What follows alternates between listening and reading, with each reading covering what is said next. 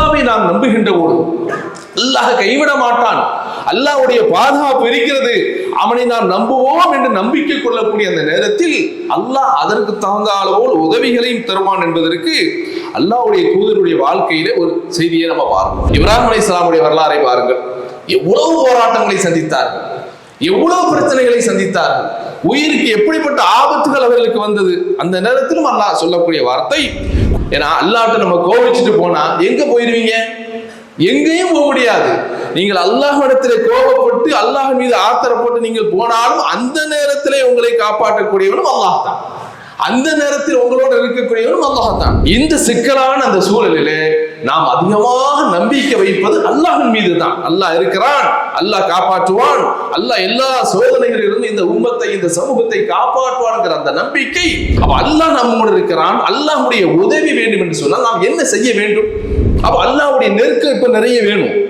மற்ற நேரத்தில் இருந்துச்சோ இல்லையோ அல்லாஹ்வுடைய உதவி வேணும். எந்த உயிரும் போயிடக்கூடாது, எந்த ஆபத்தும் வந்துடக்கூடாது, இந்த நாடு பாதுகாக்கப்பட வேண்டும், இந்த சமூகம் மக்கள் பாதுகாக்கப்பட வேண்டும் என்று சொன்னால் அல்லாஹ்விடத்தில் நெருக்கத்தையும் நாம் அதிகமாக ஆக்கிக் கொள்ள வேண்டும்.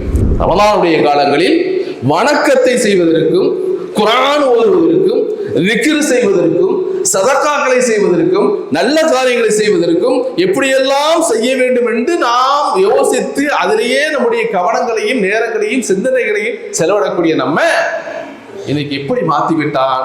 இன்றைக்கு என்ன நடக்குமோ, நாளைக்கு என்ன நடக்குமோ, இரவுல என்ன நடக்குமோ, எப்ப செய்யறன்னு சத்தம் கேட்குமோ, எப்போ அது நடக்குமோ என்று அஞ்சக்கூடிய அளவுக்கு அல்லாஹ் ஏற்படுத்திட்டான். அல்ஹம்துலில்லாஹ் அல்ஹம்துலில்லாஹ் நஹ்மதுஹு வ நஸ்தஈனுஹு வ நஸ்தக்ஃபிருஹு ونؤمن به ونتوكل عليه ونعوذ بالله من شرور أنفسنا ومن سيئات أعمالنا من يهده الله فلا مضل له ومن يضلله فلا هادي له وأشهد أن لا إله إلا الله وحده لا شريك له وأشهد أن محمدا عبده ورسوله أما بعد فقد قال الله تعالى في القرآن العظيم والفرقان المجيد أعوذ بالله من الشيطان الرجيم بسم الله الرحمن الرحيم يا أيها الناس اتقوا ربكم الذي خلقكم من نفس واحدة وخلق منها زوجها وبث منهما رجالا كثيرا ونساء واتقوا الله الذي تساءلون به والأرحام إن الله كان عليكم رقيبا يا أيها الذين آمنوا اتقوا الله حق تقاته ولا تموتن إلا وأنتم مسلمون يا أيها الذين آمنوا اتقوا الله وقولوا قولا سديدا يصلح لكم أعمالكم ويغفر لكم ذنوبكم ومن يطع الله ورسوله فقد فاز فوزا عظيما اللهم صل على محمد وعلى آل محمد كما صليت على إبراهيم وعلى آل إبراهيم إنك حميد مجيد اللهم بارك على محمد وعلى آل محمد كما باركت على إبراهيم وعلى آل إبراهيم إنك حميد مجيد அளவற்ற அருளாளனும் நிகரற்ற அன்புடையனுமாகிய எல்லாமல்ல அல்லாஹ்விற்கு புகழ் அனைத்தும் ஸலவாத்தும் ஸலாமும் உத்தம தூதர் நபிகள் நாயகம் ஸல்லல்லாஹு அலைஹி வஸல்லம் அன்னவர்கள் மீதும் அன்னவருடைய குடும்பத்தவர் உத்தம சஹாபாக்கள் நல்லவர்கள் நம் அனைவரின் மீதும் என்றென்றும் நிலவற்றுமாக. அன்பார்ந்த சகோதரர்களே, இன்றைக்கு தரப்பட்டுள்ள தலைப்பு மஅய்யத்துல்லாஹி அஸ்பாபுஹா வ ஸமராத்துஹா. அல்லாஹ் நம்மோடு இருக்கின்றான் என்ற அந்த தலைப்பு இன்றைக்கு தரப்பட்டிருக்கிறது. இன்றைக்கு இருக்கக்கூடிய காலச்சூழலில் அல்லாஹ்வுடைய உதவி, அந்த உதவி கிடைத்தால்தான் இந்த உலகத்திலே ஒரு மனிதன் நிம்மதியாக மகிழ்ச்சியாக வாழ முடியும் அப்படிங்கிற ஒரு சூழலை இன்றைக்கு நம்ம கண்கூடாக பார்த்து கொண்டிருக்கிறோம். அப்போ அல்லாஹ்வுடைய உதவி என்று சொன்னால் அந்த உதவி இந்த உலகத்தில் நாம் எந்த பகுதியிலே வாழ்ந்தாலும் அல்லாஹ்வுடைய உதவி அப்படின்னு ஒன்று நமக்கு கிடைக்கும் பொழுதுதான் அதன் மூலமாக உள்ளத்தில் மகிழ்ச்சியையும் சந்தோஷத்தையும் நாம் பார்க்க முடியும். அந்த அல்லாஹ்வுடைய உதவியை அவன் எடுத்து விட்டான் என்று சொன்னால் நிச்சயமாக இந்த உலகத்திலே நாம் நிம்மதியாக மகிழ்ச்சியாக வாழ முடியாது என்பதை இன்றைக்கு நடக்கக்கூடிய பல்வேறு காட்சிகளை வைத்து நாம் பார்க்கிறோம். அப்ப அன்புக்குரிய சகோதரர்களே, அல்லாஹ்வுடைய உதவி எப்படியெல்லாம் கிடைத்தது, எந்த மாதிரியான சந்தர்ப்பத்தில் எல்லாம் அல்லாஹ் நான் உங்களோடு இருக்கிறேன், நான் உங்களோடு இருக்கிறேன், நீங்கள் அச்சயமடையாதீர்கள், நீங்கள் பயம் கொள்ளாதீர்கள் என்று அல்லாஹ் எந்த சந்தர்ப்பத்தில் எல்லாம் இந்த உலகத்திலே சொல்லி இருக்கிறான் என்பதற்கு பல்வேறு சான்றுகளை நாம் குர்ஆன் ஹதீஸ்ல பார்க்கிறோம். அதுல ஒரு வரலாறு தான் நாம் எல்லோரும் பேசக்கூடிய கேட்கக்கூடிய ஒரு வரலாறு, ஃபிரௌனுடைய வரலாறு. எப்படிப்பட்ட கொடுமைக்காரன் என்பதை அல்லாஹ் குர்ஆன்ல சொல்லி காமிக்கிறான். அங்கே பிறக்கக்கூடிய ஒவ்வொரு ஆண் குழந்தைகளையும் கொண்டு விடுங்கள், பெண் குழந்தைகளை விட்டு விடுங்க, அதுல கொஞ்சம் இறக்கப்பட்டு அதை விட்டுறான் என்று சொல்லக்கூடிய மிகப்பெரிய ஒரு கொடுமையாளன். அந்த கொடுமையாளனுக்கு அக்கிரம் செய்யக்கூடிய அவனுக்கு அல்லாஹ் அவர்கள் சமூகத்திலிருந்தே அல்லாஹ் ஒரு இறை தூதரை ஏற்படுத்தி, இறை தூதரை அனுப்பி இந்த அக்கிரமக்காரனிடத்திலே போய் நீங்கள் பேச வேண்டும், அவனிடத்திலே போய் செய்திகளை சொல்ல வேண்டும் அப்படிங்கிறதுக்கு தான் அல்லாஹ் அங்கே இருந்து ஒரு மூசா நபியை அல்லாஹ் உருவாக்குகிறான். இந்த உலகத்துல எவ்வளவு பெரிய சர்வாதிகாரியாக இருந்தாலும் அந்த சர்வாதிகாரிகளை அடக்குவதற்கும் அல்லாஹ் ஒரு ஆடை வச்சிருக்கிறான். இந்த உலகத்துல இறுதியாக வரக்கூடியவர் மஹதியும் ஈசாவும் தான். இந்த உலகத்தில் நடக்கக்கூடிய எல்லா அநியாயங்களையும் அடக்கி ஒடுக்கி இந்த உலகத்திலே சமத்துவத்தையும் சமூக நீதியையும் அமைதியையும் ஏற்படுத்தக்கூடியவர்கள் இந்த ரெண்டு பேரும் தான். அதுக்கு வரலாறு நிறைய செய்திகளை சொல்லி காமிக்கிறது. அப்ப அவ்வளவு பெரிய கொடுமைக்காரன் அவனிடத்துல அல்லாஹ் மூசா அலைஹிஸ்ஸலாம் அவர்களை அனுப்பி அதுல ஒரு செய்தி அல்லாஹ் குர்ஆன்ல சொல்லி காமிக்கிறான். பல்வேறு செய்திகள் சொன்னாலும் அதுல ஒரு செய்தியை சொல்கிறான். இதுஹபா இலா ஃபிரௌன இன்னஹு தகா. நீங்க ஃபிரௌன்ட்ட ரெண்டு பேரும் போங்க, மூசாவும் ஹாரூனும் ஃபிரௌன்ட்ட போங்க. ஆனால் அந்த ஃபிரௌன் எப்படிப்பட்டவன் என்று சொன்னால் உங்கள் மீது அநியாயம் செய்வான், உங்கள் மீது அவன் கட்டுப்படுத்தி விடுவான் அநியாயத்தை. அப்படிப்பட்ட ஒரு ஃபிரௌன்ட்ட நீங்க போங்க. ஃபகூலா லஹு கௌலன் லயீனன் லஅல்லஹு யததக்கர் ஓ யஹ்ஷா. நீங்க போய் அவன் கொடுமைக்காரன், அவனுக்கு தகுந்தாது போல் பேசிவிடாதீர்கள், சாஃப்டா பேசுங்க, நளினமாக பேசுங்கள், ரொம்ப இரக்கமுள்ளவர்களாக நீங்கள் பேசுங்க. ரெண்டு பேரும் போய் பேசுங்க. அப்படி பேசினால் அவன் திருந்தலாம், அவன் கொஞ்சம் சிந்திக்கலாம், அவனுக்கு அல்லாஹ்வுடைய பயம் வரலாம், நீங்க போங்க அப்படின்னு அல்லாஹ் சொல்லி அனுப்புகிறான். அப்போ ரெண்டு பேரும் சொல்றாங்க, ரெண்டு இறை தூதர்களும் சொல்றாங்க, காலா ரப்பனா இன்னனா நகாஃபு அன் யஃபுருத அலைனா அவ் அன் யதவா. இறைவா, நீ ரெண்டு பேரையும் அனுப்புற, நான் போறது பிரச்சனை இல்லை, ஆனால் இது எந்த மாதிரியான இந்த மனிதரிடத்தில் நீ அனுப்புகிறாய் என்று சொன்னால் அநியாயம் செய்யக்கூடியவன், அக்கிரமத்தை செய்யக்கூடியவன், அவருடைய உள்ளத்துல இரக்கம் என்பதே கிடையாது. அப்படிப்பட்ட ஒரு கொடுமை காரணத்தை எங்களை அனுப்புகின்றாயே, அவன் எங்கள் மீது வரம்பு மீறி விடுவானே இறைவா என்று நாங்கள் பயப்படுகிறோம் என்று மூசாவும் ஹாரூன் அலைஹிஸ்ஸலாம் அவர்களும் சொல்கின்ற பொழுது அல்லாஹ் சொல்கிறான், கால லா தகாஃபா இன்னனி மஅகுமா அஸ்மஉ வ அரா.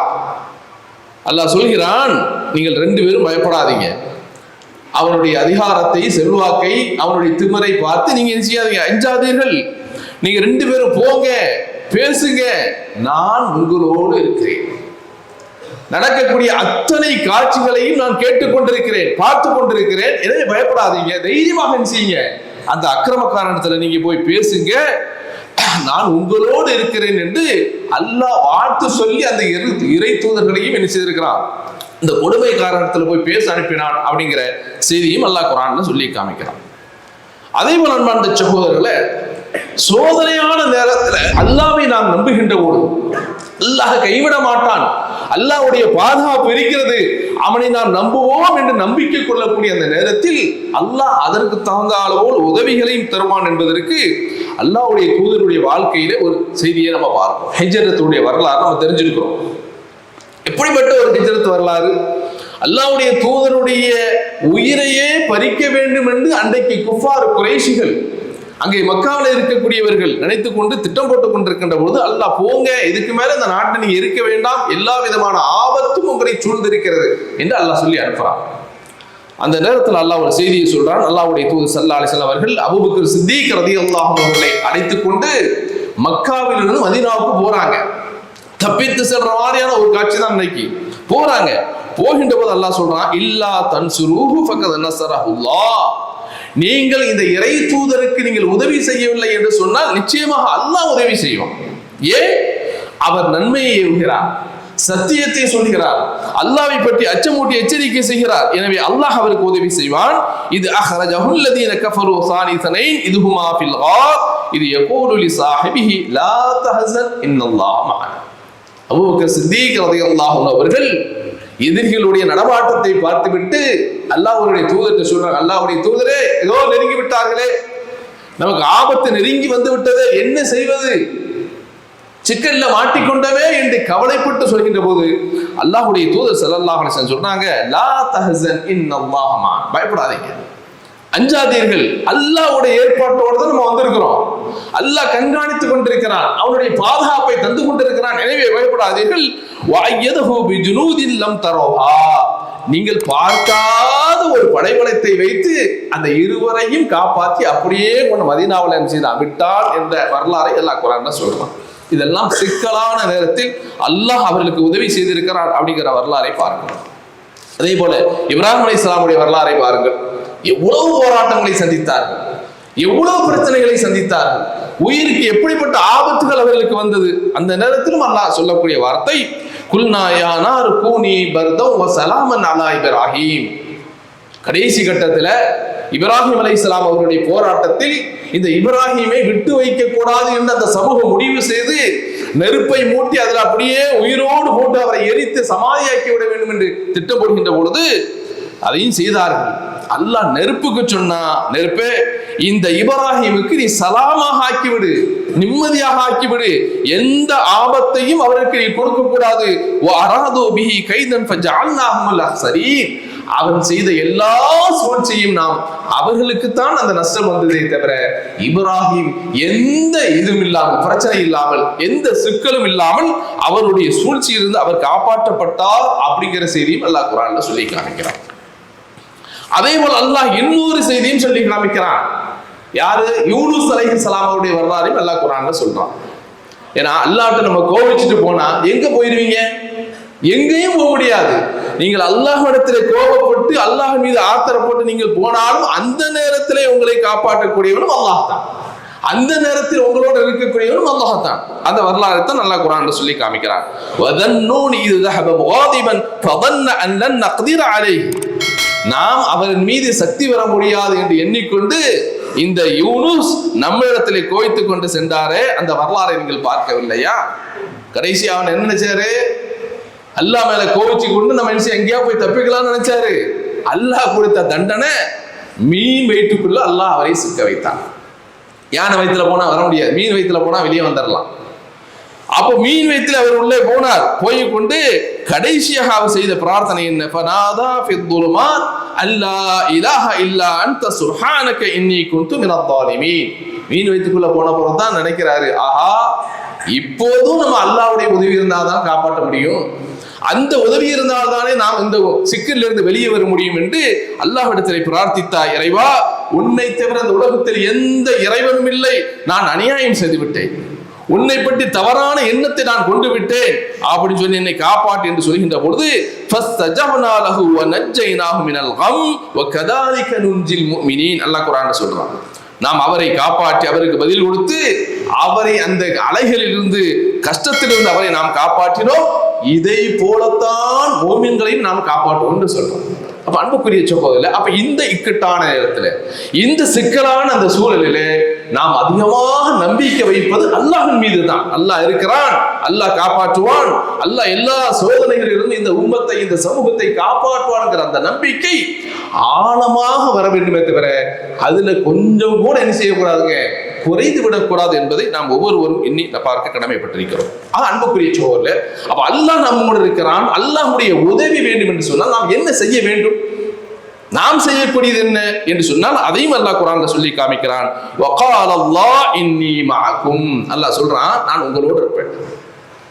எந்த ஆபத்துகள் வந்தாலும், வானத்தில் என்னதான் பறந்து பறந்து உங்களை சூழ்ந்து இருந்தாலும் கூட நான் உங்களோடு இருந்து கொண்டிருக்கிறேன். எதுவரை? லைன் அகம்துமுஸ் ஸலாஹ், நீங்கள் தொழுகையை நிலைநிறுத்த வேண்டும். அல்லாஹ் சொல்றானா இல்லையா? தொழுகுங்கள் தொழுகுங்கள் தொழுகுங்கள், அந்த தொழுகையின் மூலமாக அல்லாஹ்வுடைய உதவியை தேடுங்கள் என்று சொல்கிறானே, அந்த தொழுகையை நீங்கள் நிலைநிறுத்துகின்ற வரை உங்களோடு இருப்பேன். வஆதைதுமுஸ் ஸகாத், நீங்கள் ஜகாத்தை கொடுங்கள், உங்களுக்கான ஜகாத்தை கொடுங்கள்.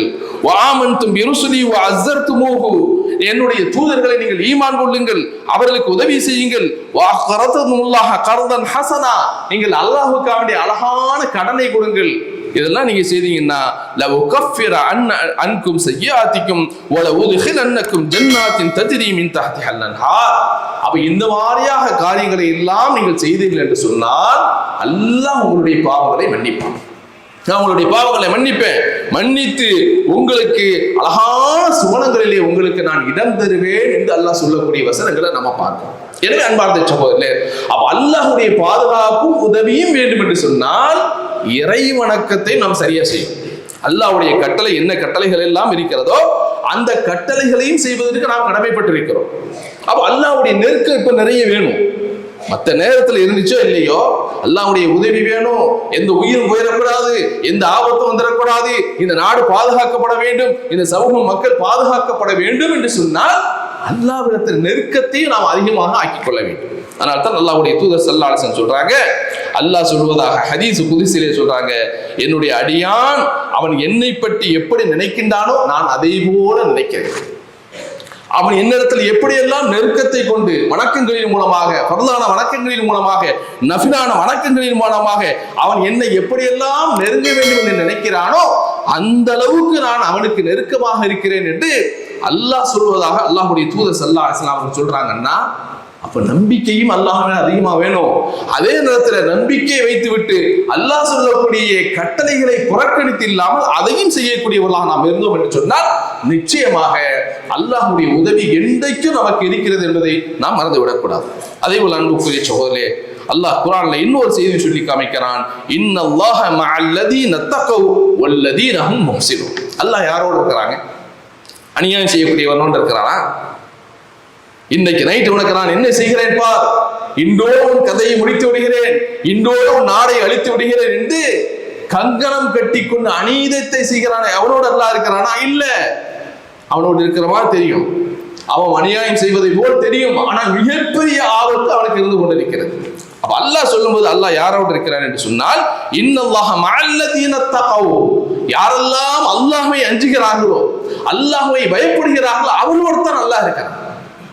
அல்லாஹ்வுடைய அச்சம் உள்ளத்தில் இருக்குமே ஆனால் அவர்களோடு இருக்கிறார். வல்லதீன ஹும் முஹ்ஸினூன், வாழ்க்கையிலே யாரெல்லாம் நன்மையை செய்து கொண்டிருக்கிறார்களோ அவர்களோடு அல்லாஹ் இருக்கிறான் என்று சொல்லக்கூடிய வசனங்களை நாம் பார்க்கிறோம் என்று சொன்னால் அன்பார்ந்த சகோதரர்களே, இந்த மாதிரியான ஒரு இக்கட்டான சூழலிலே வாழக்கூடிய நாம் அல்லாஹ்விடத்தில் பிரார்த்தனை செய்வதற்கு, அல்லாஹ் என்னென்ன வணக்க வழிபாடுகளை எல்லாம் இறைவனுடைய நெருக்கத்தை பெற வேண்டும் என்று சொல்லி காண்பித்திருக்கிறாரோ அந்த வணக்கங்களின் மூலமாக இந்த மாதிரியான இக்கட்டான சூழலில் அல்லாஹ்விடத்தில் பிரார்த்திக்கின்ற பொழுது நிச்சயமாக அல்லாஹ் ஒருபோதும் இந்த மக்களை கைவிட மாட்டான், அவருடைய அடியார்களை கைவிட மாட்டான் என்கிற உத்தரவாதத்தை தந்திருக்கிறான். எனவே அதை அதிகமாக செய்யக்கூடிய நல்லவர்களாக நம் அனைவரையும் எல்லாம் அல்லாஹ் ஆக்கிடுவான். அல்ஹம்துலில்லாஹ் அல்ஹம்துலில்லாஹி ரப்பில் ஆலமீன் வஸ்ஸலாத்து வஸ்ஸலாமு அலா சய்யிதில் முர்ஸலீன் நபீனா முஹம்மதின் வ ஆலிஹி வ ஸஹ்பிஹி அஜ்மஈன். அன்பார்ந்த சகோதரர்களே, ரமலானுடைய மாதம். இந்த ரமலானுடைய மாதத்தில் வணக்கம் செய்வதற்கும் இந்த ரமலான் சம்பந்தமாகவே நாம் பேசுவதற்கெல்லாம் ஒரு காலம் இருந்தது. ஆனால் இந்த ரமலானை அல்லாஹ் எப்படி வச்சுட்டான், இந்த வருஷத்தினுடைய ரமலானை அங்க பறக்குது, இங்க பறக்குது, அங்க விழுந்துச்சு, இங்க விழுந்துச்சு, இப்படி பேச வைத்து நம்மளை எல்லாம் ஷைத்தான் இன்னொரு பக்கத்தை திருப்பி விட்டான். பெரிய ஷைத்தான் ரமலானுடைய காலங்களில் வணக்கத்தை செய்வதற்கும், குர்ஆன் ஓதுவதற்கும், திக்ர் செய்வதற்கும், சதகாக்களை செய்வதற்கும், நல்ல காரியங்களை செய்வதற்கும் எப்படியெல்லாம் செய்ய வேண்டும் என்று நாம் யோசித்து அதிலேயே நம்முடைய கவனங்களையும் நேரங்களையும் சிந்தனைகளையும் செலவிடக்கூடிய நம்ம இன்னைக்கு எப்படி மாற்றிவிட்டான். இன்றைக்கு என்ன நடக்குமோ, நாளைக்கு என்ன நடக்குமோ, இரவுல என்ன நடக்குமோ, எப்ப செய்யறன்னு சத்தம் கேட்குமோ, எப்போ அது நடக்குமோ என்று அஞ்சக்கூடிய அளவுக்கு அல்லாஹ் ஏற்படுத்திட்டான். அன்பார்ந்த சகோதரர்களே, அல்லாஹ் குர்ஆன்ல ஒரு செய்தி நமக்கு சொல்லி காமிக்கிறான். وَلَنَبْلُوَنَّكُمْ بِشَيْءٍ مِنَ الْخَوْفِ وَالْجُوعِ, உங்களை நான் பல்வேறு விதத்தில் சோதிப்பேன், பல்வேறு விதத்தில் உங்களை சோதிப்பேன். அந்த சோதனையில முதல் விஷயமா அல்லாஹ் சொல்லும்போது ஹவுஃப், பயத்தை தான் சொல்றோம், அச்சத்தை தான் சொல்றோம். இருக்கா இல்லையா? சின்ன சத்தம் கேட்டாலும் அந்த சத்தத்தை வச்சு நிறைய பேர் காமெடி பண்ண ஆரம்பிச்சிட்டாங்க. சைலண்ட் சத்தத்தை மாதிரியா நிறைய சத்தத்தை போட்டு அது ஒரு காமெடியா ஓடிட்டு இருக்கு. அப்போ ஹவுஃப், இந்த அச்சம் இருக்கு பாருங்க, அதைத்தான் நல்லா முதல் விஷயமாக சொல்ல. அடுத்தது பொருளாதார உயிரிழப்புகள் அதெல்லாம் அடுத்தடுத்து சொல்றான். முதலாக சொல்லும் போது, ஏன்னா பயம் இருந்துச்சுன்னு வைங்களேன், நீ ஓடுறான். பெரிய பெரிய விஐபிகள் முதலைகள் எல்லாம் நாட்டை விட்டு தனி பிளைட்டை பிடிச்சி ஓடுறான், நாட்டை விட்டு ஓடுறான், உயிருக்கு பயம். எங்க இருந்தாலும் ஓத்து வந்துடும். அல்லாஹ் எங்க வீழ்த்தி வைத்திருக்கானோ அங்கே நிச்சயமாக கண்டிப்பாக இருக்கிறது. ஒமா தத்ரி நஃப்சுன் பிஐயி அர்தின் தமூத், ஒவ்வொரு ஆத்மாவும் அது எங்கே மரணிக்கும் என்பதை அது அறியாது, அல்லாஹ் தான் அறிஞ்சு வச்சிருப்பாங்க. எல்லாம் எழுதி வச்சாச்சு, முடிஞ்சு போச்சு. அப்ப அன்பார்ந்த சகோதரரே, அப்படிப்பட்ட இந்த மாதிரியான நேரத்தில் நாம் செய்யக்கூடிய முக்கியமான வேலைகள் சதகா, தர்மங்களை நாம் செய்ய கடமைப்பட்டிருக்கிறோம். அல்லாஹ் குர்ஆன்ல சொல்லும்போது வமா ஆதைதும் மின் ஸகாத்தின் துரீதுன வஜ்ஹல்லாஹ் ஃபஉலாயிக ஹுமுல் முத்இஃபூன், நீங்கள் அல்லாஹ்வுடைய திருப்பொருத்தத்தை நாடி இந்த ஜகாத்தை நீங்கள் கொடுப்பீர்கள் என்று சொன்னால் நிச்சயமாக அல்லாஹ் உங்களுக்கு அதை வைத்து நிறைய விஷயங்களை தரலாம், பன்மடங்காக உங்களுக்கு நிச்சயமா அதிகமாக்கி தருவான் என்று அல்லாஹ் குர்ஆன்ல சொல்லக்கூடிய செய்திகளை பார்க்கிறோம். அப்ப 3 செய்யணும்: ஜகாத் கொடுக்கணும், சதகா கொடுக்கணும், ஹதியா கொடுக்கணும். அப்ப 1 கடமை, ஜகாத் என்பது கடமை. இன்னைக்கு அந்த ஜகாத்தை பத்திலாம் சமூகத்தை நிறைய பேச வேண்டியது இருக்கிறது. ஏனென்று சொன்னால் இன்னைக்கு பெரும்பகுதியான மக்கள் ஜகாத்னா என்னவே தெரியல, ஜகாத் என்றால் என்னன்னே தெரியல, எப்படி ஜகாத் கொடுக்கணும்னு தெரியல. நான் கடன்ல இருக்கிறேன், எனக்கு ஜகாத் இல்லை, கோடீஸ்வரன் சொல்றாரு, லட்சாதிபதி சொல்றாரு, எதுல ஜகாத் கொடுக்கணும், எவ்வளவு கொடுக்கணும், எப்ப கொடுக்கணுங்கிற சட்டங்களே தெரியல. அப்ப ஜகாத்தை நாம கொடுக்க கடமைப்பட்டிருக்கிறோம். குறிப்பாக ரமலானுடைய காலத்துல செய்யணும் அது. அப்ப இது கடமை. இன்னும் 2 இருக்குது, சதகா, தர்மங்களை செய்ய வேண்டும். இந்த தர்மங்கள் தான் நம்மளை காப்பாற்றும். அப்ப தர்மங்களை செய்வதற்கு நம்ம கடமைப்பட்டிருக்கிறது, இது சுன்னத்து. அடுத்து என்னன்னா அன்பளிப்புகள், பிறருக்கு நம்ம அன்பளிப்பை கொடுத்து அன்புகளை பெற வேண்டும், அதையும் அல்லாஹ்வுடைய தூதர் செய்திருக்கிறாங்க. அப்ப இந்த மாதிரியான காரியங்களை எல்லாம் இந்த குறிப்பாக முடிஞ்சு போச்சு, இன்னும் 1 வாரம் ரமலான், அதோட மூட்டையை கட்டிட்டு அடுத்த வருஷம் தான் பார்க்கணும். அப்ப இந்த மாதிரியான நேரத்தில் நாம செய்யக்கூடிய அமல்களை அதிகமாக தர்மங்களை செய்ய வேண்டும் கடமைப்பட்டிருக்கிறோம். அல்லாஹ்வுடைய தூதர் ஸல்லல்லாஹு அலைஹி வஸல்லம் சொல்றாங்க, எப்பொழுது அல்லாஹ்வுடைய தூதரை ஜிப்ராயில் அலைஹிஸ்ஸலாத்து வஸலாம் அவர்கள் வந்து சந்திக்க வருகின்றார்களோ கடைசி 10ல, அந்த நேரத்தில் அல்லாஹ்வுடைய தூதர் அதிகமான தர்மங்களை செய்வார்கள் அப்படிங்கிற செய்தியை நம்ம பார்க்கிறோம் என்று சொன்னால், எனவே அன்பார்ந்த சகோதரர்களே, எந்த மாதிரியான சூழலில் உலகம் சென்றாலும் அல்லாஹ்வுடைய உதவி அப்படின்னு ஒண்ணு நமக்கு இருக்குது அப்படின்னு சொன்னா எந்த சக்தியாலும் எந்த ஆபத்தையும் இந்த நாட்டிற்கோ இந்த நாட்டில் இருக்கக்கூடிய மக்களுக்கோ கொடுத்து விட முடியாது. அல்லாஹ் அப்படிப்பட்ட ஒரு பெரிய பாதுகாப்பை அவன் பார்க்காத படைகளை கொண்டு அல்லாஹ் செய்யறான், பாதுகாப்பான்ங்கிற உத்தரவாதம் இருக்கிறது. எனவே அதையும் புரிந்து நடக்கக்கூடிய நல்லவர்களாக நம் அனைவரும் எல்லாம் அல்லாஹ் ஆக்கியிருவானாக. வாஹர் தான்.